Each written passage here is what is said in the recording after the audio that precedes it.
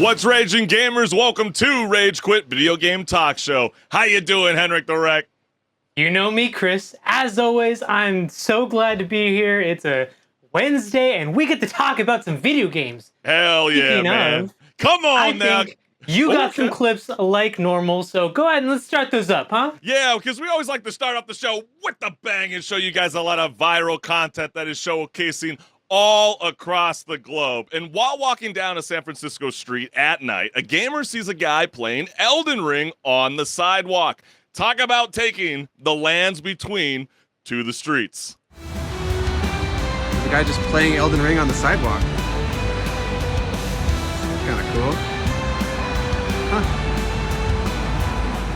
But wasn't that pretty badass, HenricK? Oh, absolutely. I mean, I've seen so many places where people just decide to play either Dark Souls or Elden Ring, but that does also show how much of a reach that game has to the people that really love the Souls games. Because it doesn't matter where I am, if I'm at a San Francisco sidewalk or at You're telling me you're gonna stop? mosh pit, I might be able to see the game, someone playing it, and I'm gonna enjoy watching them play it more than I'm gonna enjoy actually doing anything else. That's funny that you said that, because I would have started questioning, like, would you actually stop and watch someone play Elden Ring on a sidewalk? Yet again, we have seen metal shows where people are playing Magic the Gathering in the center of a mosh pit. So that's a good point. Never thought of it like that, HenricK. Elon Musk approved. He says, cool. This is dope. Second comment wrote, I just know the input lag is beating his ass on that. It doesn't seem like he has a problem. I was more curious about whether his neck, is he all right? Like, that doesn't seem like it's good. Just looking down. Yeah, just looking down like that. That seems a bit odd. The last comment we got here is, my ass would have effed around and watched for a couple hours. I don't know about that. Oh yeah, I'm honestly surprised that nobody's like pulled up some folding chairs or anything like that to just watch. Well, he has garnered some attention. I guess he's about to start his own Twitch stream now. I mean, hey, I guess, you know, when one person walks by and records you, who knows where the world will take you, especially in this venture that we call gaming world. But hey, let's move on to the next clip, because no matter how much gaming evolves, Mario Kart will always be there to remind us that even when you're inches away from the finish line, it's not just the blue shells and the banana peels that you have to worry about. This gamer found out the hard way.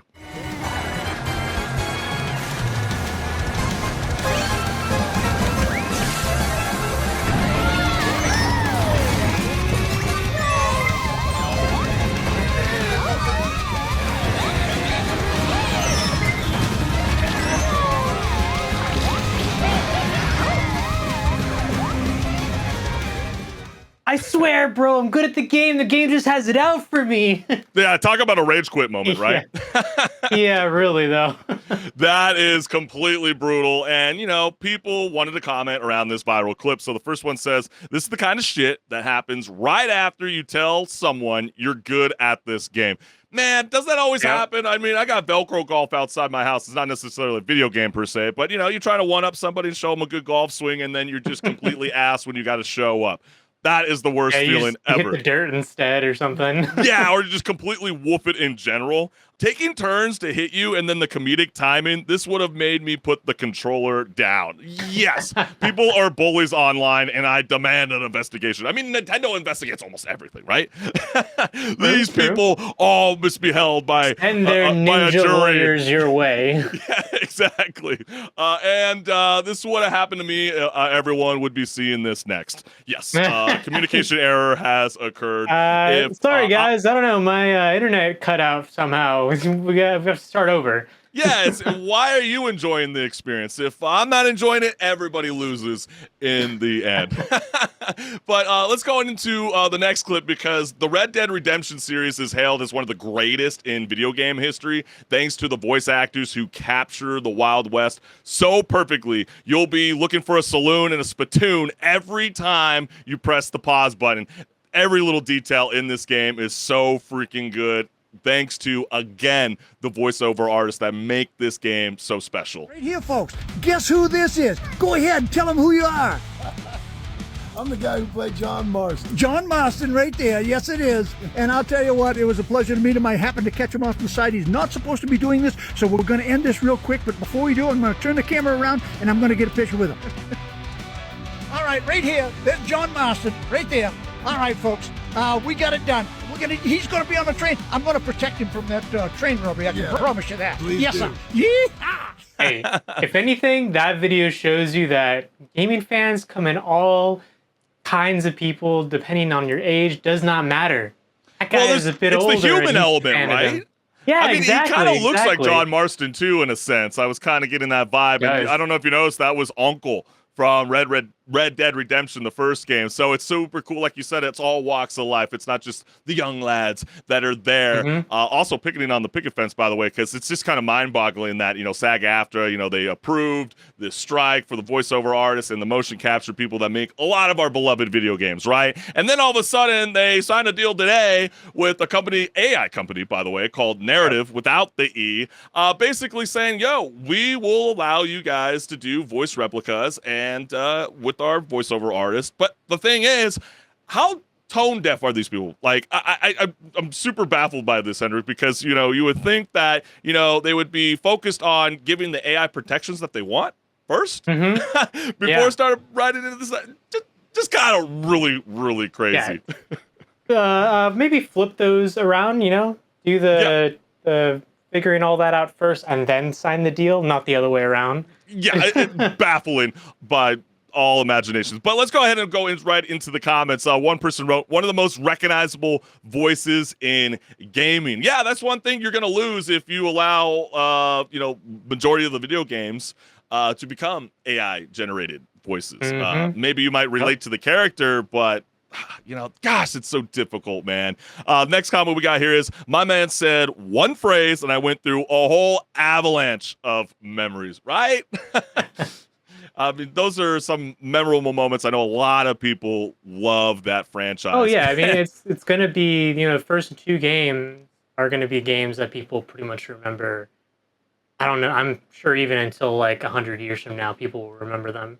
Oh, absolutely. The graphics still hold up, and it's just like how this person is saying, fine, I'll play it again. Yeah, I think we all kind of get a bit of that urgency when we see viral clips like this of some of our favorite, most iconic games that show up on the World Wide Web. But hey, we want to let you guys know, we're just going to take a moment where if you guys are not liked, subscribed, or sharing, this YouTube channel of mine that I got going on, oh my gosh, let's get it rolling, Chris Collins. Here is my QR code. If you're not joined to my YouTube channel, would totally love if you guys join along for the party. Got a lot of cool updates always on that channel. That is the best way to reach me. And HenricK the Wreck. Yeah, if you go ahead and scan that QR code, you'll go to my YouTube channel where you can find all sorts of comments on the videos, and I would like you to comment as well. Come on, let me know what I can do better. If you don't like my stuff, let me know, because I want to do better. Yeah, no, you've been amazing. I love a lot of your live streaming video game content that you have been producing over the recent weeks. It's been a lot of fun. So, guys, what are you waiting for? Subscribe to HenricK the Wreck's YouTube channel. And also, we want to remind you guys, join along for the conversation. Rage Quit Video Game Talk Show would not be possible without your guys' support. So, if there's something outlandish that I'm saying, maybe there's something great that HenricK's saying, or we're missing the point. It's always Chris saying something outlandish. Okay, fine. It's always me. But just know I'm always bringing the heat. You got the gasoline? Because I'm ready to be the fuel to the fire, if you know what I'm saying. I got the match. Don't worry. Oh, wait, I like it. This is really starting to set the tone for Rage Quit Video Game Talk Show. So you ready to rock and roll, HenricK the Wreck? Absolutely. And I know what time it is. It's time for pause or repeat. Let's get it.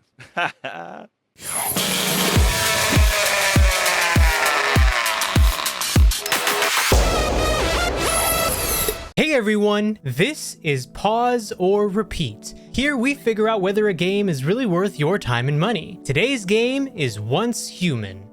This game is developed and published by Starry Studio, a NetEase subsidiary. It has been compared to games like Rust due to them being in the same genre. But is it really the same? Look into the gameplay, we will find out.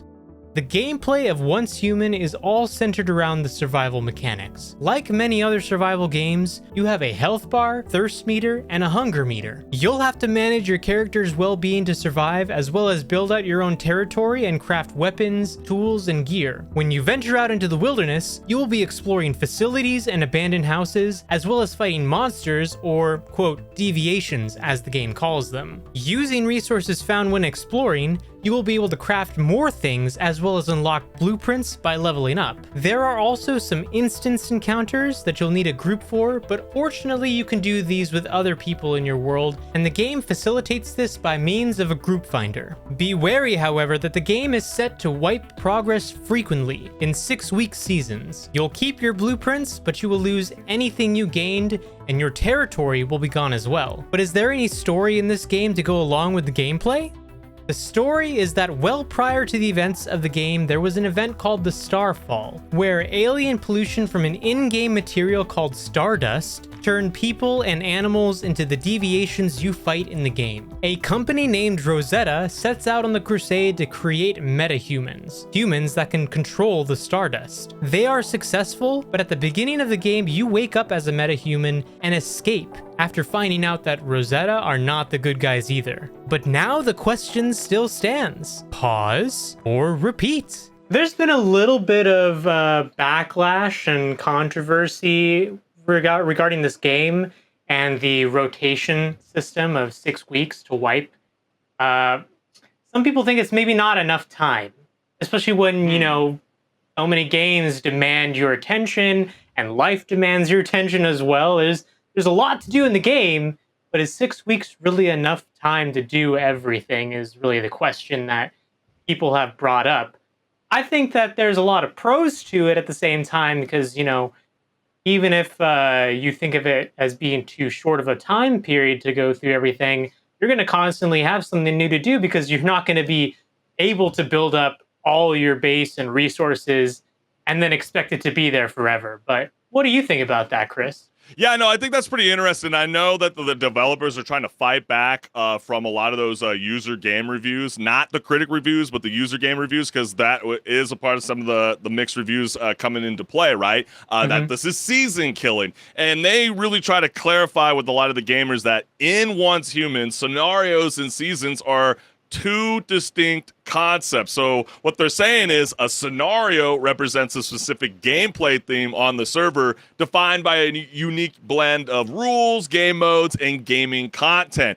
Some of the things that they've been introducing at launch that you've been talking about, HenricK, is the player versus environment scenario, right? That's the mana bus. You got player versus player scenario called Evolution's Call. But, you know, you also got on the other hand, what they're calling season, which is basically what you're talking about, which is you are referring to the duration and the progression of a specific scenario. And if you don't complete the season, then you might miss out on in-game content. Isn't that what's terrifying about a live service game? I thought we don't do this anymore, HenricK. Yeah, and I mean, it's not the first time that a game has done this. Even another game in the same genre called Rust, like they do wipe the game servers, you know, regularly. I'm not sure off the top of my head how often they do, but, you know, it's a thing that a lot of games do. Even a game like Path of Exile or Diablo has seasons in it, and you're expected that at the end of the season, in order to play on the current season stuff, you have to make a new character and start all over again. Yeah, right, exactly. Yeah, that's at the same time, I see why people would be upset because 6 weeks might be a little too short. But it's like, what do you expect from a live service? Having to work 9 game? to 5, you know, 5 days a week. But at least they're trying to like actually listen to the people that have massively built up these Discord servers to listen back to the feedback from players. I mean, they're already listening to them, because I know one of the biggest critiques that I kind of had with the game is it's like, yeah, cool, we got a multiplayer open world survival game set in this what they call a strange post-apocalyptic world where, you know, you got to basically fight against, you know, mutated beasts. You're going to be dwindling for resources, and you know, but the thing that what we're always combating against is, this whole pay to win scenario, something that, the First Descendants has been a bit accused of. And so a lot of people have been kind of praising that they don't feel this kind of energy. But the number one thing to get back to, like, I guess what you're kind of referring to is like this, it sucks that these scenarios are getting locked in place. But don't you think this is, opens up an opportunity to kind of explore more environmental designs, concept artwork, art direction? Because I think it's been a bit bland, I gotta say. Monster. I think it's kind of cool. No, like the monster designs are cool, but I think I was gonna say, they look really good. It reminds me a lot of what Control did, that game.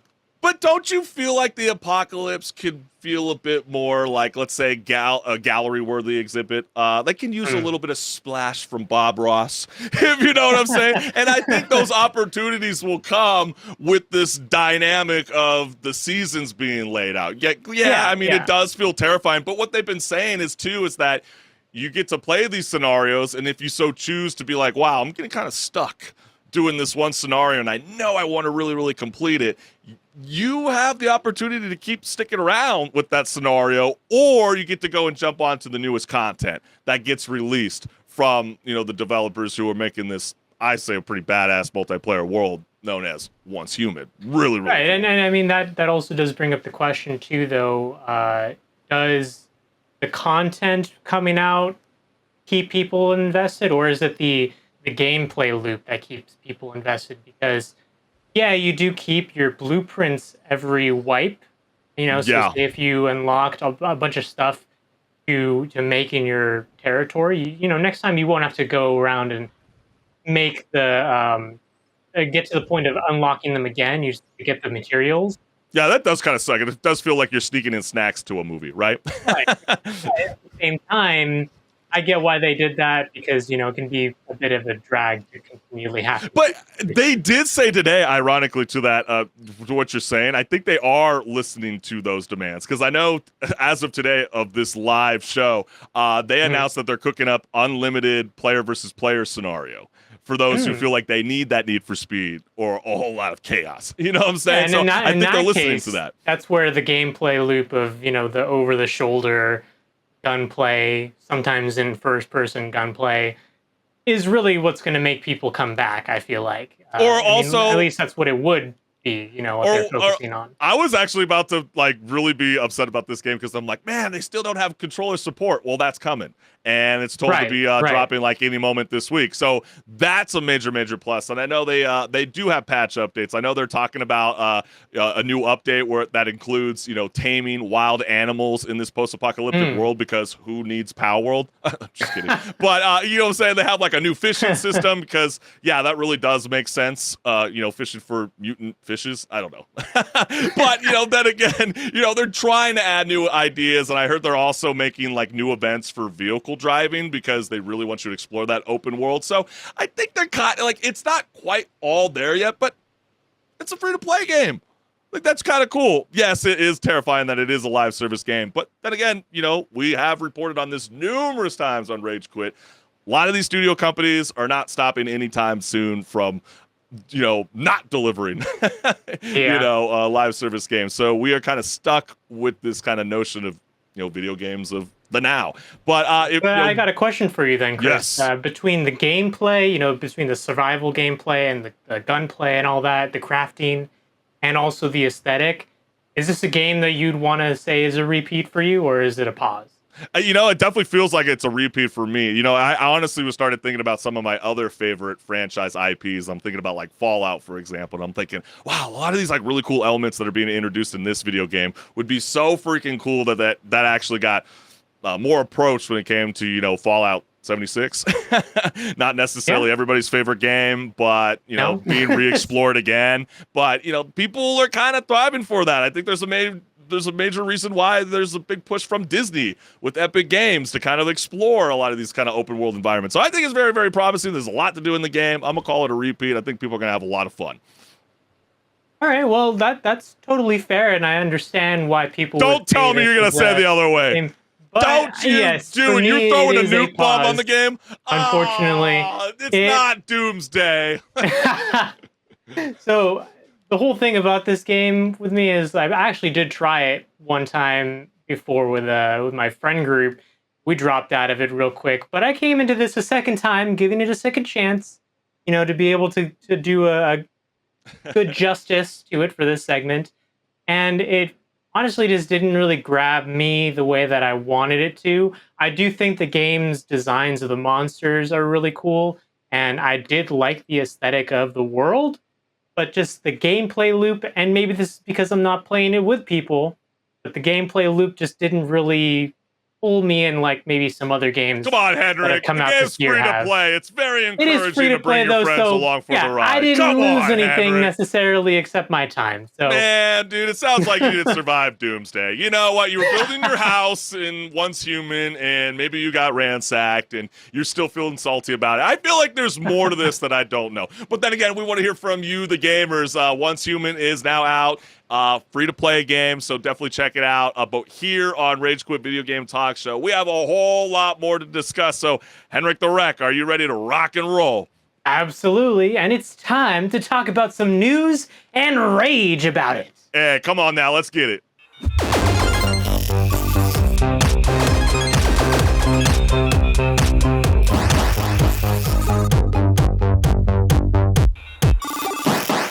What's good, listeners? Welcome to Patch Notes, where my co-host HenricK the Wreck and I discuss gaming news, industry talk, and so much more.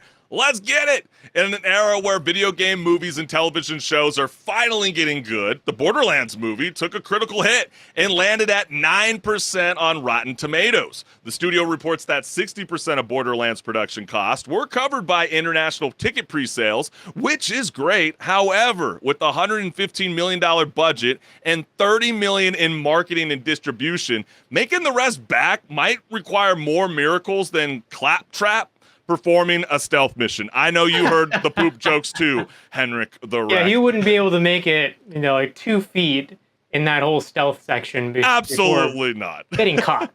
So true. And on top of it all, rumor has it that Borderlands movie was such a mess, Lionsgate was ready to call in a Vault Hunter to fix it with test screenings, going so poorly that the studio scrambled for reshoots like Claptrap searching for his missing wheel.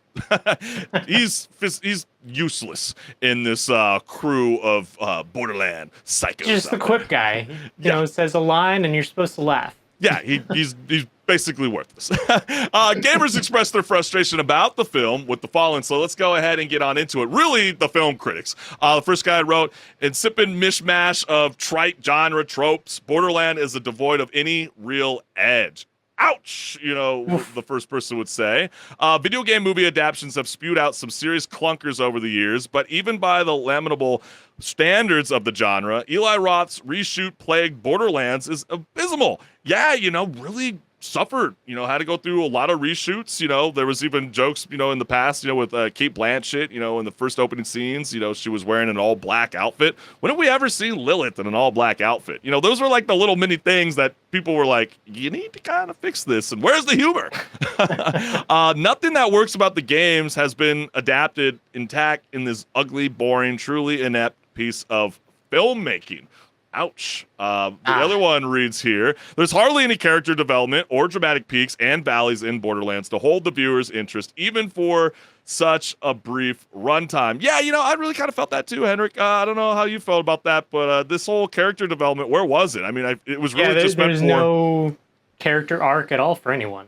Isn't that what we love about The Last of Us? It's for the people that don't play video games, and you're like, Mom, Dad, Aunt, Uncle, or, the one girlfriend that refuses to play video games. I'm telling you, it's a really good game. And they just let you down. Like, they just anticipated gamers to just go in and go, these characters. Why do we need to tell it all over again? Yep.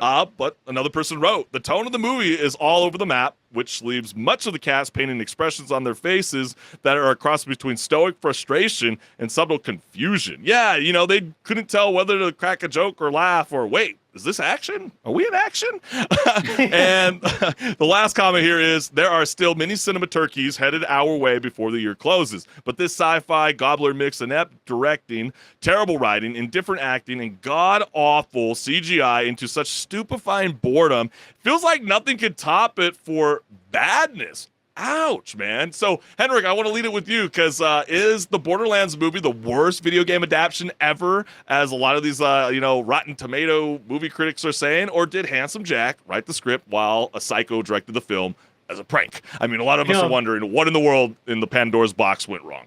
That's actually funny you say that, because I've seen plenty of people suggest that maybe if Handsome Jack did write the script, it'd be a little bit better. Oh, it'd get back to the humor. Yeah. Because the actor who voiced Handsome Jack in the games, a lot of his lines are actually improvised, and the team behind the games didn't always necessarily like that, but the people playing the games liked him. Yeah, I think that's a really fair point, because, a lot of the focus, it felt like, was, hey, let's build this ensemble of cast. We got 2 Academy Award winners, Jamie Lee Curtis and Cate Blanchett, on top of Kevin Hart, who was on a massive streak. But wow, probably one of the most dumbed down version of Kevin Hart I've ever seen in any movie in the last decade, which was very, very surprising. He was like a little too serious in his role, or just really being like, secretly saying F you to everybody, I want to watch this film tank massively. But how does that happen? That in itself is such a weird part of the whole thing that is this movie, because what is that casting for every character? Not even just like 1 or 2 characters, it's the whole cast.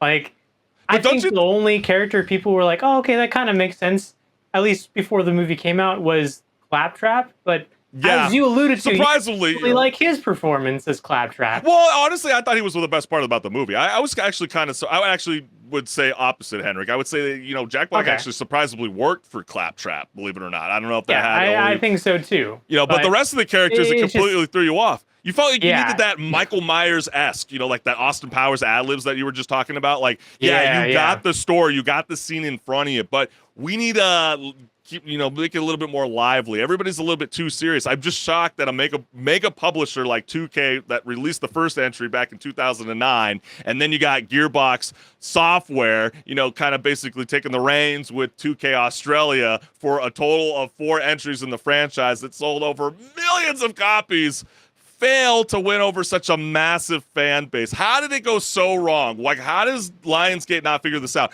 I'm kind of feel like I want to go back to that notion, kind of like where a lot of people were giving, the actress that plays in The Last of Us a hard time, where it was like, you didn't really play the game in the beginning. It seemed like none of these actors played Borderlands before and had any idea. Even Eli Roth, in a sense, which is kind of sad to say. Like, it felt like he didn't even grasp the whole flow of what Borderlands vibe is all about. Yeah, and maybe that's why they had to do some reshoots, because if it was this as the final product, it is painful to think of what the reshoots were fixing. Yeah. I think, it was just such a complete disaster. People were clearly not vibing with it, and they wanted to save onto the film, because clearly, as we were referencing, just to kind of set up the tone for this topic of conversation, why it's so bad, they have lost a shit ton of money. It's over $100 million plus budget. Oh, as absolutely much as they try, between, hey, come see the movie in theaters. Oh, no one's seeing it. But hey, you can watch it on streaming services. Oh, no one's watching on streaming services. They're not going to make that money back. Yeah, we don't care that Jack Black voiced Bowser. Not even probably half of it, honestly. Yeah, I mean, doesn't this just like reconfirm that like it doesn't matter whether you bring some of the most massive superstars of actors onto an ensemble of cast? Like, you remember they were like Chris Pratt as Mario, and we were all like, really, dude, you really guys are going to do that just because he's on the hype run with Jurassic Park? At least the rest of the Mario movie was good. That's true. Even if you think maybe Chris Pratt was like the weakest part of the film, which honestly I don't think he was the weakest part of the Mario movie, it was still a good movie. Whereas it's like you're trying to sell to people that you have this cast of people who are all well-known names, but then you don't have the movie to back that up. And do you feel like the video gamers are kind of getting hypercritical again? Because like you mentioned, like we were talking about the Super Mario Brothers movie, right? It's becoming the second highest grossing film of the year. That was incredible when it came out. But then also in 2023, the biggest horror movie to drop was Five Nights at Freddy, which I thought was horrible. I mean, that was probably one of the worst adaptations. It wasn't that bad, Chris. It wasn't this level of bad. Come on. It was horrible. And I feel you think it was worse than this? I think they were both just as bad, actually, quite Oh, frankly. okay, I feel like Five Nights at Freddy's should have been ranked about the same kind of degree that the Borderlands is receiving, quite frankly. And I feel like video gamers are feeling that same way, too. Five Nights at Freddy's did actually try to make the fans happy with it. Even if you think it wasn't great, at least they tried to well, they're definitely banking on it with the second film. Whereas with this, it was like, I saw even people commenting, like, in response to the critics saying that it was bad, they're like, oh, okay. Yeah. So it's accurate to the games. Yeah, it's crazy, dude. And it's like, I think, I don't know. I'm kind of getting a little bit nervous for a lot of these new adaptations coming forward. I know we had Fallout. We definitely had the success of The Last of Us, and they're definitely hyping up clips for the new upcoming season. But also get this, gamers. You guys forgot about it. I think it's December 10th coming up. Sonic the Hedgehog 3 is coming out later this year. So will they continue that momentum for the video game movies, or will we see a financial downfall? Don't jinx that one, Chris. I'm trying not to, kind of excited for that one. This is the trilogy we're talking about, Yeah. So are you guys nervous? Do you feel like video game adaptations are in a good place, or is this just one bad fall off? Let us know what's good. But HenricK, break down the next topic of conversation, because this is kind of juicy. Yeah, so in the biggest crossover ever since the Avengers, Disney and Epic Games unveiled their plan at the D23 event in Anaheim, California, to bring Disney characters into Fortnite. And we do have that little, screen cap of the showcase. So we did have a huge event there. And during the Disney Experience Showcase presentation, leaders of Marvel, Pixar, Lucasfilm, and Walt Disney Animation Studios revealed some early plans to build new games and entertainment universes inside Fortnite. I mean, you can clearly see from this this clip, right, or this photo, that remember how we were making last week the joke about Xbox, and they're like, "Oh wow, we really want to bring that movie room back." They're kind of bringing that vibe while also bringing in 1.2 million concurrent gamers to the D23 event. But go on what the Marvel Studios president was talking about with what's happening with Fortnite. Yeah, Marvel Studios' president Kevin Feige also explained to fans that Chapter 5 of Fortnite marks the conclusion of Battle Royale with what a does new that mean? season. What does that mean? Like, Fortnite is known for Battle Royale, right? Yeah, that's kind of strange. So the new season, it'll allow players from around the world to continue the Fortnite and Marvel story with new gameplay and locations to explore. And some gamers have responded with the following comments to the announcement, which, as you saw with our exclamations, what does that mean? Yeah, a lot of people are definitely looking forward to this experience. So let's go back and we'll throw up the comment here.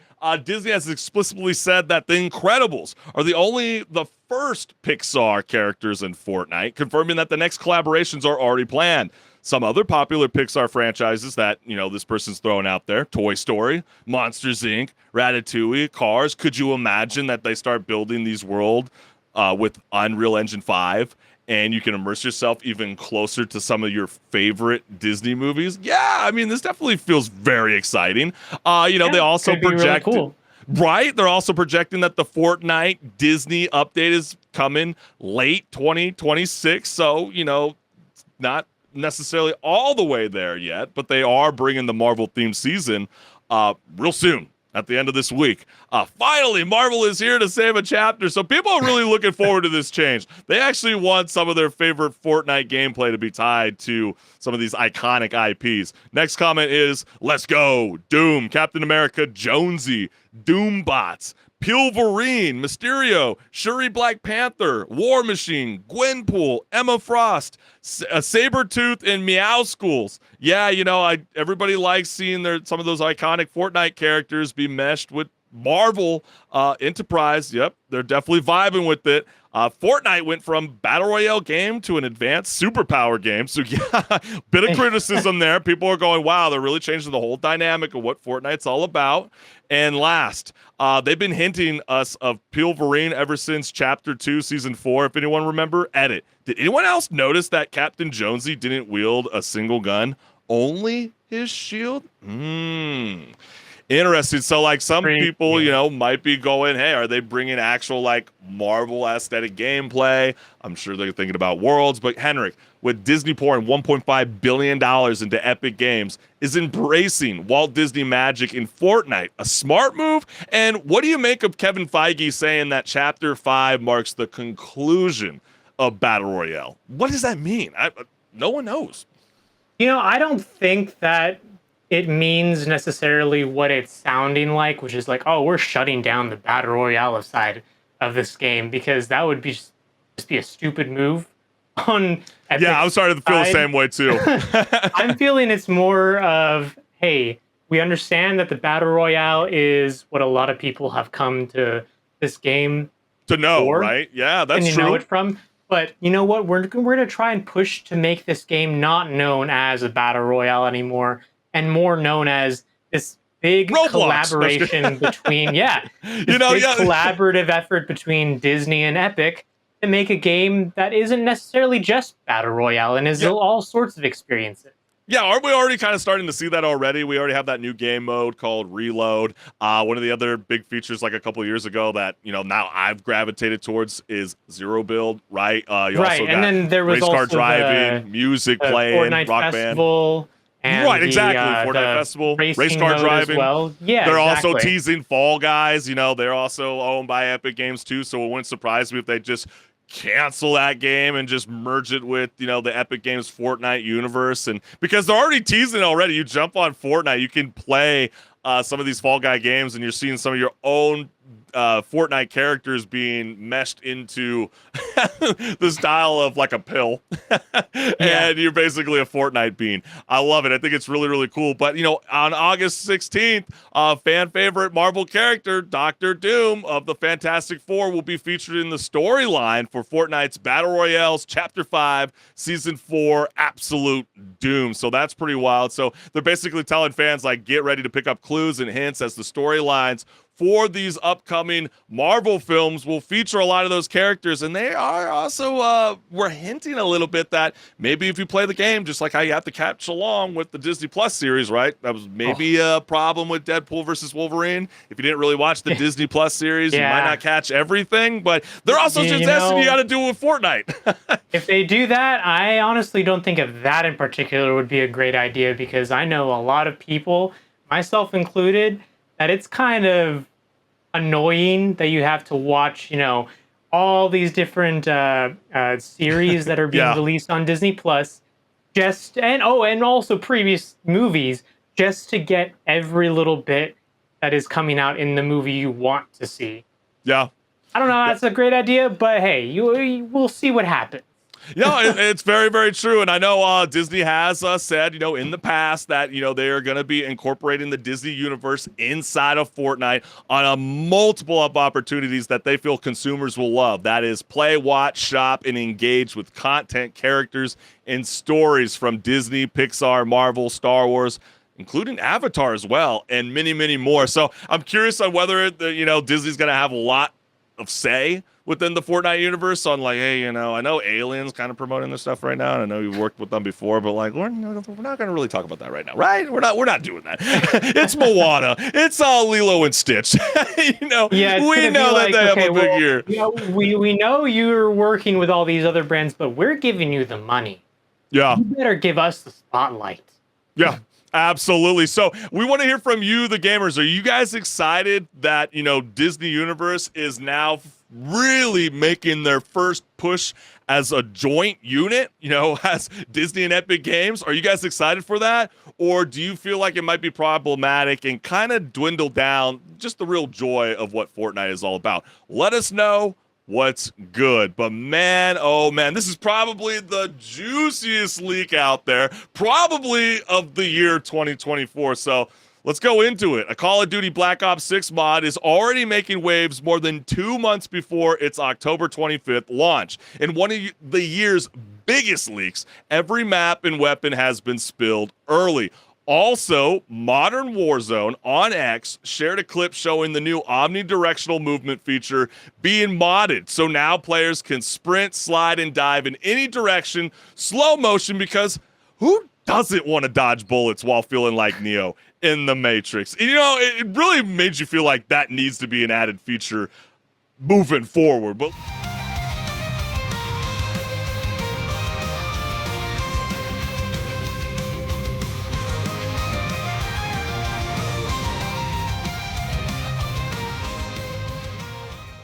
regardless of what your opinion is on modding a game, yeah, especially a game that's not even out, maybe Call of Duty should take notes from this and add it as an actual game mode, because clearly people want to play it.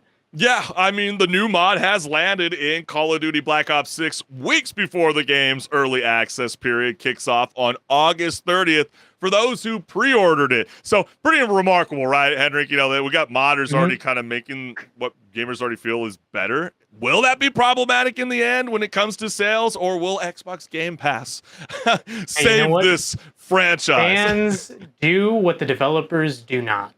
Yeah. Hey, I like that. That came off. That was great. That was like a soliloquy from like William Shakespeare. That was juicy. I like that. Let's go into the comments, because the first one says, "Looking like Max Payne." Yeah. A lot of people have been calling for that remaster. Maybe they might keep that feature after all. And, notice how they were in that third-person camera mode? A lot of the gameplay that I've seen has been coming from the zombie mode. So what if that's an added feature that it might be added later on? Or was it never considered by Activision Blizzard? We will never know, because it got leaked. Yeah.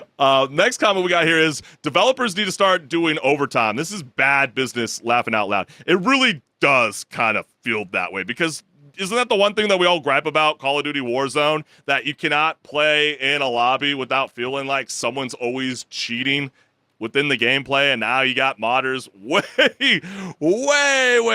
before the early access period kicks off. It's not a good feeling to die to someone and then have the thought in the back of your head, was that guy cheating? Oh, it's the worst. It really is a game killer. Next comment we got here is, why do I get the sense that the developers are actually the cheat developers? Slow on cheat patches, make slow effort adaptions to counter cheats, not listening to community wanting an IP ban. And now this is when the game isn't even out yet. I don't know. Seems suspect. I know you were just laughing right now, HenricK. Revealing a little bit of a conspiracy theory here, tinfoil hats on and everything. Oh, yeah. Well, he's Stony Steve after all. He might got that good. I didn't even see the name. Yeah, come on, look at that. He's like, one love, my brother. I'm onto something. The next one we got here is, this is Sony's attempt to sabotage Microsoft in this year's Call of Duty sales. Pay attention. And Charlie Intel, we know Charlie. He's always talking about everything, all things Call of Duty. And he goes, this is Activision's fault, not Sony. No one asked Activision to upload a build of the game to the live database 3 weeks before beta. And a lot of that had to do with what they call Call of Duty headquarters, and supposedly people were on these PS4 console jailbreaks, and that's how they were able to get access into Black Ops 6. Wow, again, like people are good, but it still seems like a really bad look. Next one we got here is, maybe they'll finally decide to get rid of the Call of Duty headquarters after this catastrophe. Yeah, that's something that I was kind of referencing. A lot of people are also feeling that might be the issue. One person wrote, fingers crossed. Black Ops 6 is already a bit of a fresh start anyways, considering none of the cosmetics are carrying over from Modern Warfare 2 and Modern Warfare 3, which is a bunch of BS. That is the dumbest thing I still do not understand.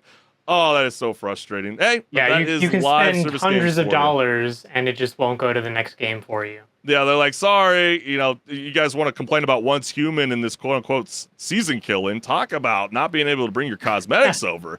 And last, don't worry, it's only about 30 minutes of cutscenes and roughly 75% of the total campaign length. And another person followed up, I'm so glad Call of Duty is on Game Pass. I would have to spend $70 on a 5-hour game. Yeah, people are like, how does that even make any sense? I was expecting like an hour and a half. I thought people weren't into cutscenes anymore. We always get such a split when it comes to these kind of things. But clearly, people were looking forward to that Black Ops 6 campaign. But HenricK, let me ask you, isn't the number one complaint about Call of Duty that modders ruin the online experience? And now they're seeing the game tweaked through leaked builds on jailbroken PS4s. Should we start calling it what it is? Call of Duty Mod Wars? Yeah, I mean, a lot of people always are complaining about the cheaters in Warzone or even in the multiplayer outside of Warzone, so it's definitely not a good look. But at the same time, they're not trying to moderate a game that isn't even supposed to be out yet. So I don't know if you can really judge that anything is, not working on this end. So this won't kill the hype. If anything, it's actually getting people more excited. Is that what you're trying to say? Well, the one thing that does kill the hype is the whole leaking of the cutscenes. And if it is going to be as exactly as it was leaked, I think a lot of people are not going to be happy with the campaign once again.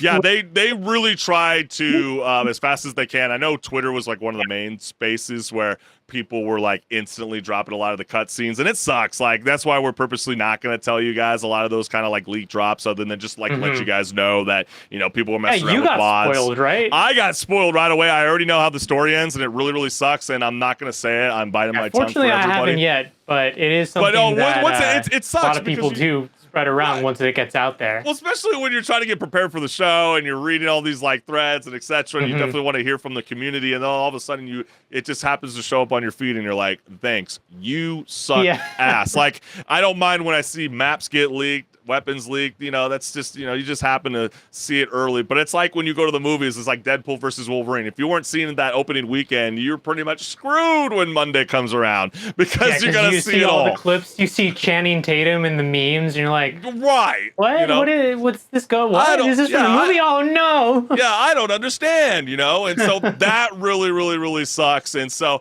like, then again, people are really, really upset about this. And then, clearly it sounds like a little bit, this won't hurt anybody. But we want to know from you, the gamers. I mean, is this a massive blow towards Activision Blizzard, just seeing that a majority of the gameplay, all of the storyline, matter of fact, got released online? So, like, if you really want to get to it now, you can get spoiled. Will that affect, the player base when Black Ops 6 drops, or will it see next to no effect? Let us know what's good.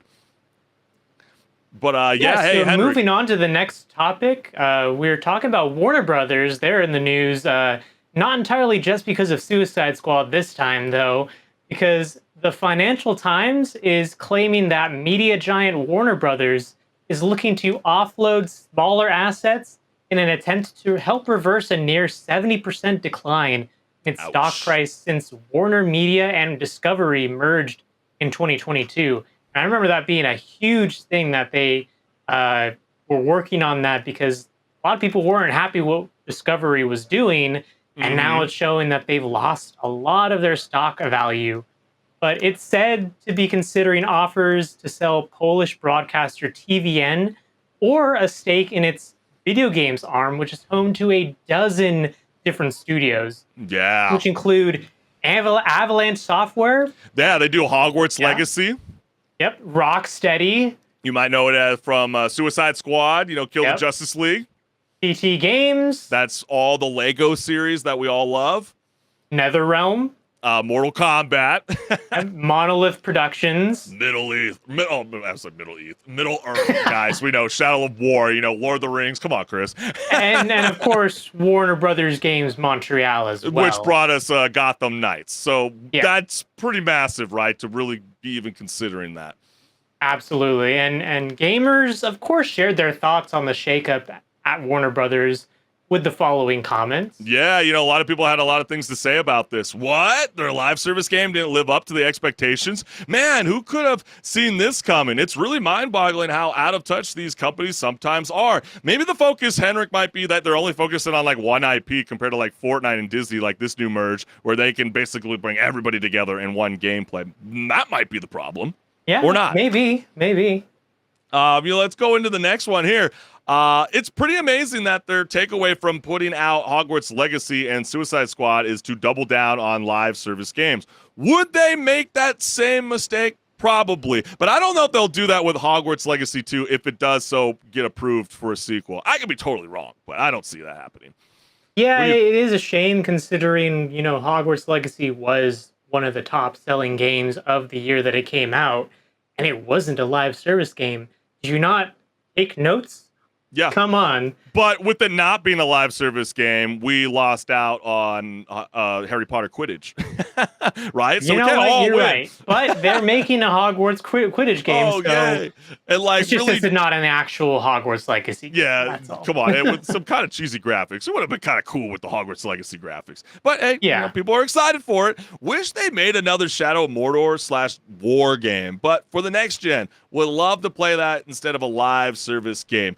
Very, very true. But, they might, they definitely do read through Discord, and they definitely read through Reddit, and they definitely read through Twitter and all the social media outlets. You might be heard. This move has nothing to do with the performance of their gaming division, but rather how Warner Brothers has, as a whole, has struggled a lot since Zaslav took over. So they looking to do things that might please investors. So they view selling off smaller assets as possibly doing that. And notably, the way they want to handle selling off their gaming division is that they, Warner Brothers, keeps the IPs while the company that buys them has to pay for a license to use IPs like Mortal Kombat, Harry Potter, and obviously anything DC related. So Warner Brothers would still constantly generate money from those gaming companies long after they sold them. But, the more and more I was thinking about this, because it does feel like, yes, this is so exciting. Give it back to the people that made, the Batman Arkham series so great. They would do better justice for it. But don't you also feel, HenricK, as though if you do allow, considering licensing games to other outside studios, wouldn't that also diminish jobs, which we're already seeing throughout the year 2024? That is true, but I think this still could be an opportunity to make jobs because, that is going to mean that companies or studios rather, that want to make a game that Warner Brothers owns, they have the opportunity to work on a game and not have to necessarily own the IP. They can just license it from Warner Brothers. And we've seen that be successful before, considering one of the bigger examples of this whole practice is Larian Studios with Baldur's Gate 3. They had to pay Wizards of the Coast to the rights of Baldur's Gate, and they made a great game as a result of it. So maybe it is time for Warner Brothers to offload some of their development on their IPs to other studios that actually want to get involved in the IPs and not just go into these IPs and make a game to get a paycheck. But it was also, too, Warner Brothers being too invested in the gaming division, Warner Brothers games. Remember now when they were talking about, how they were originally not going to make Suicide Squad, Kill the Justice League, and then they eventually had traveled all the way to Europe to meet with those studio heads and convince them, like, oh, we don't care about this puzzle game you're making. You guys need to make a live service Kill the Justice League, and they're like, oh, we weren't really thinking that, but we've definitely been wanting to revisit that universe again. Thank you for the opportunity, but oh my God, guys, we have to steer away from this single player aspect because there's too much control from Zaslav, and maybe that's the issue. They don't have enough faith with the leads within the gaming division. Too much, control. That I think is the problem. That's how it feels for me. And then this person writes again, guess Hogwarts alone can't keep it afloat with all the rest of the trash they piled up. And just watch as they try to turn Hogwarts 2 into another shitty live service game. I'm really hoping that's not the case. Maybe they'll learn their lessons and just listen to, some of the people that have been saying it's not going to work that way. And Fear fans, this is our moment. Wow, maybe with a lot of pushback might bring back IP that's not really focused. Also Condemned, The Suffering, and No One Lives Forever. Warner Brothers has so much stuff they do nothing with if it's not DC, Lego, or Mortal Kombat. So maybe that might be a good thing. Maybe it's not going to be all about just focusing on the 4 main intellectual properties that, the company's gaming business revolves around. They've been saying, literally, it is a chance for the IPs that they've just been sitting on to make them money, and also the fans of those series like Fear can get a game. See how we're keeping this very open-minded? This might be a plus, because they do say, they wanted to focus on the billion-dollar plus businesses themselves. And what they mean by that, they say Mortal Kombat, Game of Thrones, DC, and Harry Potter. Yes, we would like to develop a lot of that kind of stuff in-house, but maybe we might want to consider, branching that off a little bit. So will outside studios get a chance to test their might, or are they keeping this showdown as exclusive as the Sorting Hat ceremony? What is it, HenricK? Yeah, we'll have to see. It really is going to depend on how much control they still want to have, even when you license the IP. Because I see the extreme being that, say, you and I, we have a studio, Chris, and we go to Warner Brothers and we say, hey, we want to make a fear game. And they're like, okay, sure. Well, if you want to license this, you have to follow our guidelines and what has to be in the game. Yeah, it definitely feels like they're going to want that control. Maybe that's not the best idea, because maybe you should leave it to the people who are actually making the game to decide what the game is going to look like and what features are going to be in it, because the worst case scenario would be they want to only have people make live service games. I don't think people will be happy about that, but hey, maybe that's only going to be really open for like already AAA studios, not so much the indie studios. Yeah, who would want to fall in line with that? Because it feels like, just to give you kind of context of like where I'm trying to get at, HenricK, is like last month Warner announced that it had acquired Players First Games. You guys might know it. It's the studio that brought the free-to-play platform fighter Multiverses, right, for an undisclosed sum. So if anything, it feels like Warner Brothers would rather acquire studios than work with smaller studios, if you catch what I'm saying. So it feels like, if anything, they're going to give only the opportunity to AAA studios that we all love instead of anything else. Again, very, very wild development. I mean, why the focus for free-to-play live service games? I really, really don't know. But then again, do you guys have faith that Warner Brothers Games will really turn this thing around? I mean, they have really dropped a fantastic lineup of video games over the years. It's just that they're going through a bit of a rough patch, a bit of a rough And they're not start. really learning from their mistakes too much either. It seems like they're just like chugging along. They're driving the train, but 3 cars have already broken off. You could say.